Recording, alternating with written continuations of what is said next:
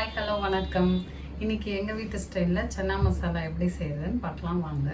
நிறைய பேர் நிறைய ப்ரொசீஜர்ஸ் இருக்கும், ரொம்ப காம்ப்ளிகேட் பண்ணி பெரிய டிஷ் மாதிரி அதை செய்வாங்க.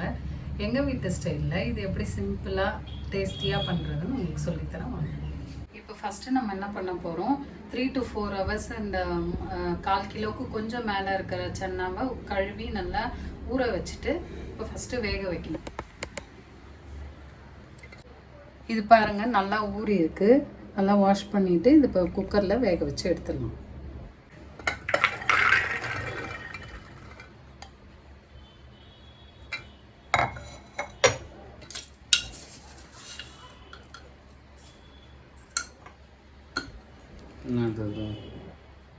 கல்லுப்பு இப்போ போட்டிருக்கேன் 1 ஸ்பூனு. உப்பு போட்டு வேக வச்சிடலாம். ஏன்னா பருப்பில் உப்பு அப்போ தான் கரெக்டாக இருக்கும். தண்ணி இந்த அளவே கரெக்டாக இருக்கும். இதை போட்டு குக்கரில் நல்லா ஒரு 2 ஸ்டீம் விட்டு எடுத்துடலாம்.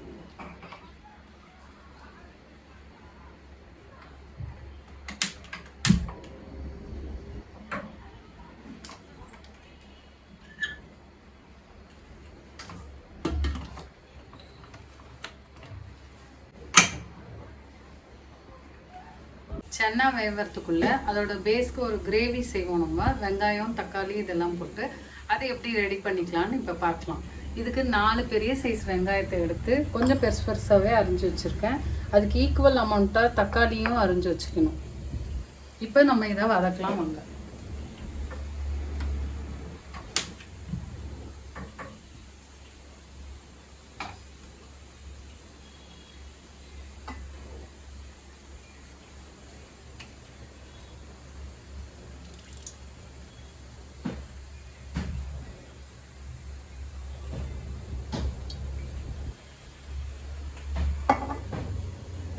இப்போ எண்ணெய் 2 ஸ்பூன் ஊற்றிருக்காங்கல்ல, இதில் நம்ம இப்போ வெங்காயத்தை போடணும். எண்ணெய் காஞ்ச அப்புறம் வெங்காயம் போடணும். இதை இரும்பு கடாயில் செஞ்சிங்கன்னா உங்களுக்கு வதக்கும் போது தீஞ்சு போகாமல் இருக்கும். நல்லா இதுவாக வரும், கிரேவியும் உங்களுக்கு டேஸ்ட்டாக இருக்கும்.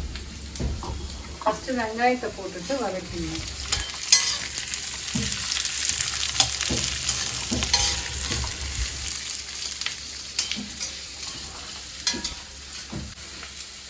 இப்போ இதுக்கு தேவையான அளவுக்கு மட்டும் உப்பு சேர்க்க போகிறோம். ஏன்னா அதில் நம்ம ஏற்கனவே போட்டோம்.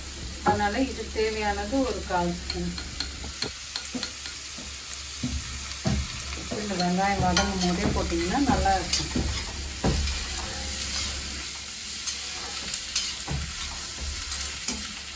இப்போ இது கூட 1 ஸ்பூன் இஞ்சி பூண்டு பேஸ்ட்டு சேர்க்குறோம்.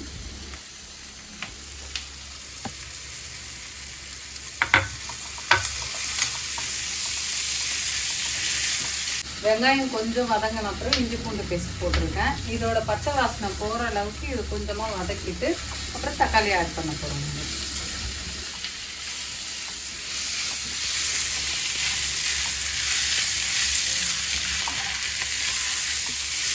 இது பச்சை வாசனை போயிடுச்சு. இப்போ நம்ம தக்காளி ஆட் பண்ணிடலாம்.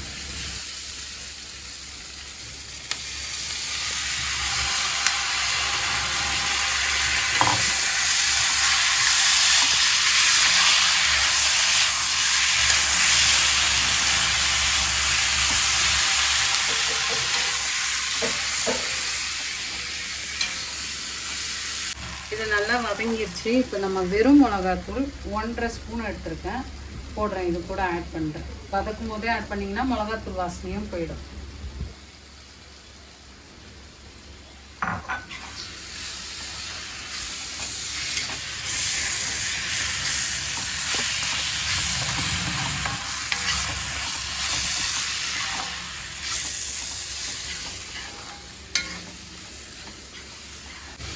இதில் மிளகாத்தூள் வாசனையும் போயிடுச்சு. இப்போ சும்மா லைட்டாக தண்ணி கொஞ்சம் ஆட் பண்ணிவிட்டு ஆற விட்டுருங்க.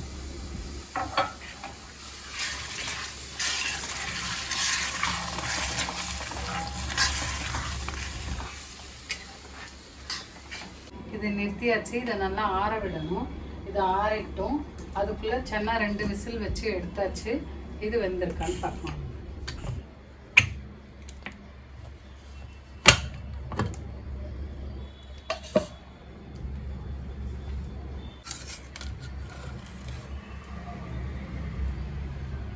நல்லா வெந்திருக்கு.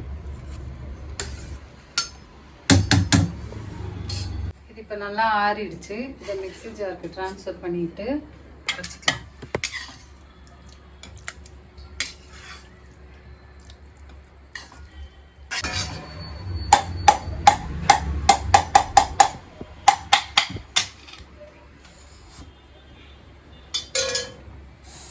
இப்போ இது கூட கொஞ்சமாக சன்னாவை ஆட் பண்ணுறேன்.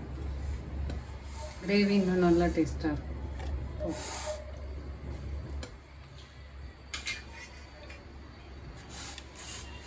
கொஞ்சமாக இந்த சன்னா வெந்த தண்ணியே ஆட் பண்ணிக்கிறேன் அரைக்க.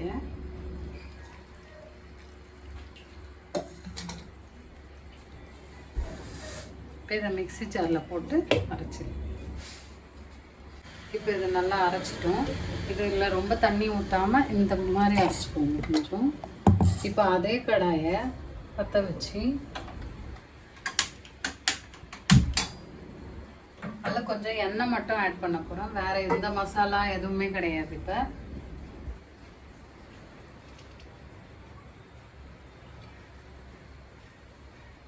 ஒரு ஸ்பூன் கிட்ட எண்ணெய் ஆட் பண்ணிவிட்டு இது கொஞ்சம் காஞ்ச உடனே இதை எடுத்து அதில் ஊற்றிடுவேன்.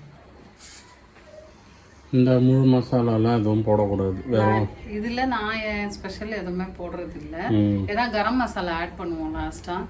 அதனால அதுலேயே எல்லா ஃப்ளேவர்ஸும் உங்களுக்கு கொடுத்துரும். இது நடுவில் உங்களுக்கு வராது. அதனால இந்த மாதிரி கொடுத்துரும். இப்போ எண்ணெய் காஞ்சிருச்சு. இதை நம்ம ஆட் பண்ணிக்கிறேன்.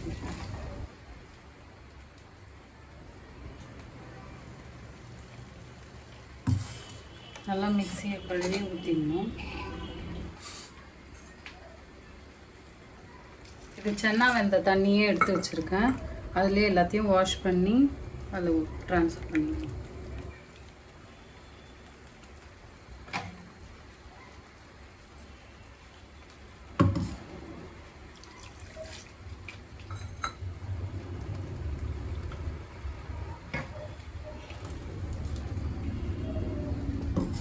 இப்போ நல்லா கலரி விடுவோம். இது மேலே தெளிக்கும். கொஞ்சம் பார்த்துக்கிட்டு இதில் இப்போ நம்ம சன்னாவை வெந்த சன்னாவை ஆட் பண்ண போகிறோம். அதுவும் சேர்ந்து கொடுக்கும். அதில் கொஞ்சம் தண்ணி இருந்தால் பரவாயில்ல, ஆட் பண்ணிக்கிறேன்.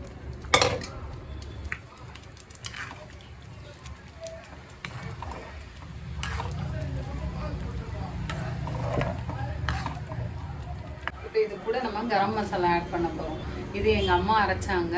எல்லாம் ஓன் ப்ரிப்ரேஷன், வீட்லேயே பண்ணி அரைச்சது. டேஸ்ட் ரொம்ப நல்லாயிருக்கும். இதை நீங்கள் பார்க்கலன்னா ஷார்ட்ஸ் வீடியோவில் பாருங்கள்.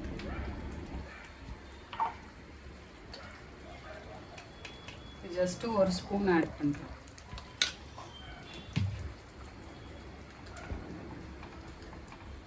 இதுவே நல்லா டேஸ்ட்டாக இருக்கும். நீங்கள் கடை மசாலா வேறு எதுவுமே ஆட் பண்ண வேணாம். இந்த ஃப்ளேவரே நல்லாயிருக்கும். உங்களுக்கு டேஸ்ட் பண்ணி பாருங்கள்.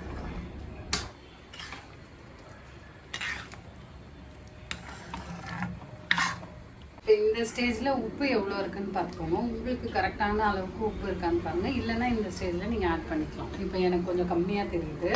நான் கொஞ்சம் ஆட் பண்ணிடுறேன்.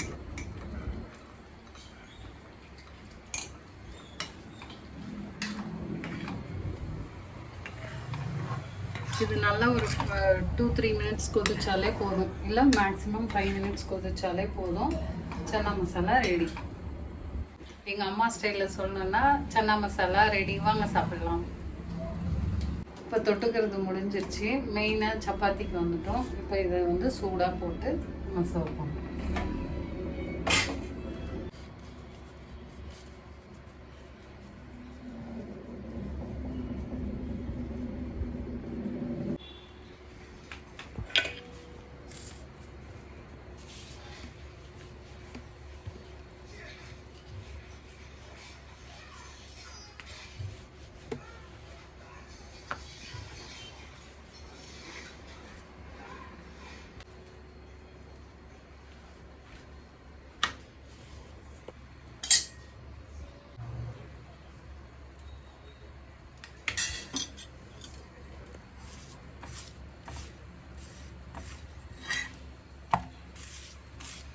சாஃப்டாக சப்பாத்தி வந்திருக்கு. இப்போ சைட் டிஷ் வச்சு சர்வ் பண்ண வேண்டியதுதான்.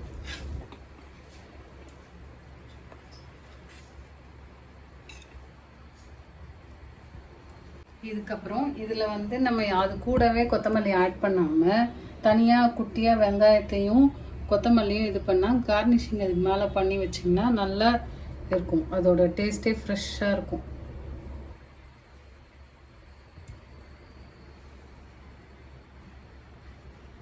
இதை நீங்களும் உங்கள் வீட்டில் ட்ரை பண்ணி பாருங்கள். சிம்பிள் ரெசிபி, ஈஸியாகவும் இருக்கும், டேஸ்ட்டாகவும் இருக்கும். ட்ரை பண்ணி பாருங்கள்.